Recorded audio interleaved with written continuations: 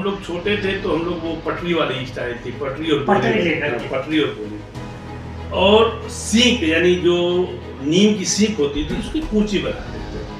तो हम लोगों का ये था कि एक से दूसरी क्लास तक दूसरी क्लास तक वही कूची से साफ करना और बोरी पटर बिछाना और जो उस पे पोत के पचारा जिसको हम लोग तब बोलते थे, पोत के पटरी को वो करके चूर करके उस पर लिखते थे। तो दूसरी तक की तो जिसको बेसिक कहेंगे शिक्षा का जो बेसिक वो तो हमारा प्राइमरी से हुआ।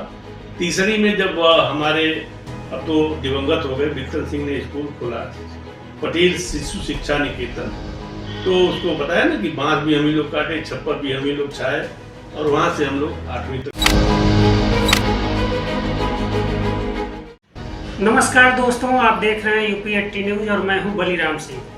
आज मैं आजमगढ़ के सगड़ी विधानसभा सीट से समाजवादी पार्टी के युवा विधायक एवं पेशे से सर्जन डॉक्टर एच.एन. पटेल जी से बात करने जा रहा हूं। इससे हम जानेंगे कि आजमगढ़ में कितने स्कूल मर्ज हुए, जो स्कूल मर्ज हो रहे हैं उन स्कूलों के बच्चों की क्या स्थिति है, वो स्कूल कहाँ पे हैं। आपका विधानसभा क्षेत्र आजमगढ़ का वह क्षेत्र है जो सबसे ज़्यादा बाढ़ प्रभावित होता है। हम ये कह सकते हैं कि आजमगढ़ मंडल में वो एक ऐसा विधानसभा सीट है जो बलिया में बैरिया के बाद सबसे ज़्यादा बाढ़ से प्रभावित होता है। डॉक्टर साहब, आपका बहुत बहुत स्वागत है।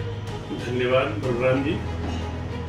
आजमगढ़ में स्कूलों के मर्ज का कितना असर पड़ेगा दलित पिछड़े बच्चों पे, गरीबों के बच्चों पे? नहीं, सरकार की जो मंशा है कि दलित पिछड़े अल्पसंख्यकों को शिक्षा से दूर किया जाए और वो इसी मकसद से उन स्कूलों को बंद करना चाह रही है जिसमें गरीब तबके के बच्चे पढ़ते हैं, दलितों के बच्चे पढ़ते हैं, अत्यंत पिछड़ों के बच्चे पढ़ते हैं। उनको ये मालूम है कि जब स्कूल बंद कर दिया जाए तो शिक्षा एक ऐसी चीज है कि अगर आदमी शिक्षित हो जाता है तो उसको अपने अधिकारों का भान होता है, अपने समाज के प्रति चेतना का भान होता है और राजनीतिक परिवेश को अगर देखा जाए तो राजनीति की जो कड़ी होती है उसको भी समझना शुरू कर देता है। तो इस सरकार की एक मंशा है कि न रहेगा स्कूल, न होगी पढ़ाई,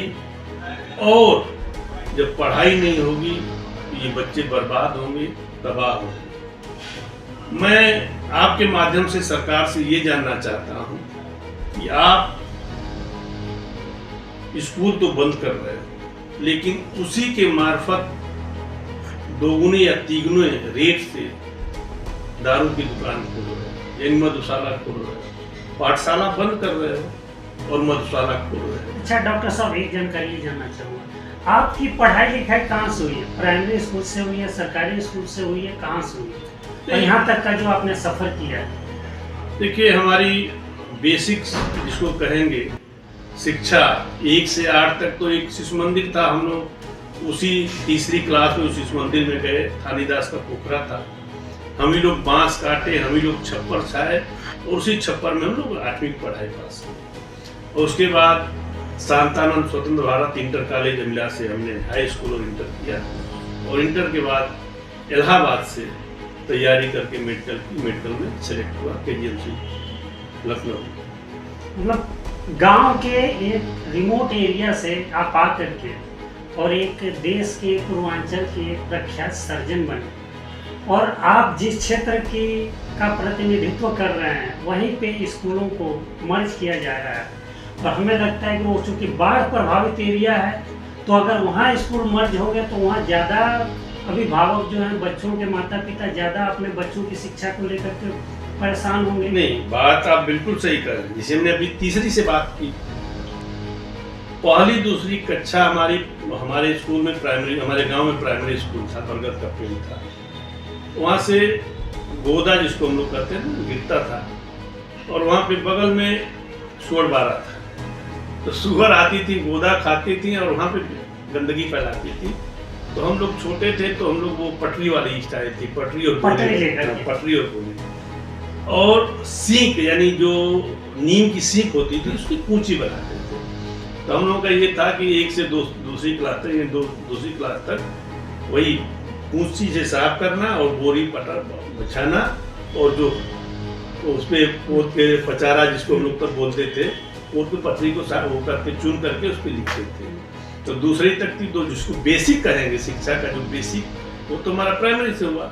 तीसरी में जब हमारे अब तो दिवंगत हो गए विक्टर सिंह ने स्कूल खोला, पटेल शिशु शिक्षा निकेतन, तो उसको बताया ना कि बांस भी हम ही लोग काटे, छप्पर भी हम ही लोग छाए, और वहां से हम लोग 8वीं तक। प्रदेश स्तर पे इसका क्या असर होगा? नहीं, बहुत असर होगा। देखिए, ग्रामीण शिक्षा का मूल ढांचा जो है प्राइमरी स्कूल है, और आप इस आशय में स्कूल बंद कर रहे हो कि वहाँ पे छात्र कम है। आपके क्षेत्र में कोई ऐसा स्कूल जिसके बंद होने से बच्चे 4 किलोमीटर, 5 किलोमीटर, 6 किलोमीटर जाए? अरे 13 किलोमीटर, 5-6 किलोमीटर छोड़ दीजिए। एक स्कूल अजमतगढ़ में बंद हुआ, पता चला 13 किलोमीटर बच्चों को जाना। वो देवारा नदी के किनारे है क्या? बिल्कुल, हाँ। वहाँ पे तो मान लीजिए कि पहले तो बाढ़ आती है, आपने बोला बाढ़ आती है तो बेचारे नाव से आते हैं, लेकिन जब वो स्कूल बंद होगा तो कम से कम 12 से 13 किलोमीटर, सॉरी अजमतगढ़ नहीं, हरैया की बात कर रहा हूँ, 12 से 13 किलोमीटर तो बच्चों को आना। अच्छा, सरकार के इस निर्णय के खिलाफ समाजवादी पार्टी क्या कर रही है? अखबार में तो पहले तो हम वो आ जाए, बात हमारी जो भी पूरी नहीं हुई। यदि विद्यालय ये बंद हो रहा है, इसका कारण होना चाहिए सरकार कि आखिर में बच्चे कम क्यों हुए उस विद्यालय। लेकिन ये कहा जाता है कि जो प्राइमरी स्कूल का अध्यापक है उससे कई सारे मल्टीपर्पज काम सरकार लेती है। तो ये तो सरकार की नीति होनी चाहिए ना कि हम टीचर है तो नहीं है ना। तो बात बिल्कुल सही आप कह रहे हैं कि भाई टीचर को सिर्फ उसका पढ़ाने का ही धंधा होना चाहिए। पता चला कि आप उसको चुनाव आ रहा है तो चुनाव ड्यूटी लगा दे रहे हो, और गणना करनी है तो गणना पे लगा दे रहे हो।